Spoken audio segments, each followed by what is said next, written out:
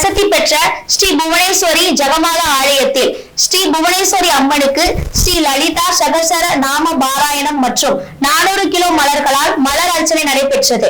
இதில் ஏராளக்கணக்கான பக்தர்கள் கலந்து கொண்டு சுவாமி தரிசனம் செய்தனர். தமிழகத்தில் மிகவும் பிரசித்தி பெற்ற கோவிலாக புதுக்கோட்டையில் அமைந்துள்ள ஸ்ரீ ஜாட் சுவாமிகள் அதிர்ஷ்டம் ஸ்ரீ புவனேஸ்வரி ஜெகன்மாதா மாதா கோவில் மிகவும் பிரசித்தி பெற்றதாகும். இந்த கோவிலில் கடந்த மாதம் 5ஆம் தேதி அன்று கும்பாபிஷேகம் அதிவிமர்சையாக நடைபெற்றது. அதனைத் தொடர்ந்து ஒவ்வொரு நாளும் ஸ்ரீ புவனேஸ்வரி ஜெகன்மாதாவிற்கு சிறப்பு பூஜைகள் நடைபெற்று வருகிறது. அதனைத் தொடர்ந்து இன்று ஸ்ரீ லலிதா சகஸ்ர நாம பாராயணம் நடைபெற்றது. அதனைத் தொடர்ந்து ஜெகன்மாதா ஸ்ரீ புவனேஸ்வரிக்கு பூஜ்ய ஸ்ரீ பிரணவாந்த சுவாமிகள் முன்னிலையில் 400 கிலோ மலர்களால் மலர் அர்ச்சனை நடைபெற்றது. அதனைத் தொடர்ந்து தீபாராதனை காண்பிக்கப்பட்டன. இதில் சுற்றுவட்டார பகுதியை சேர்ந்த ஏராளமான பக்தர்கள் கலந்து கொண்டு சுவாமி தரிசனம் செய்து சென்றனர்.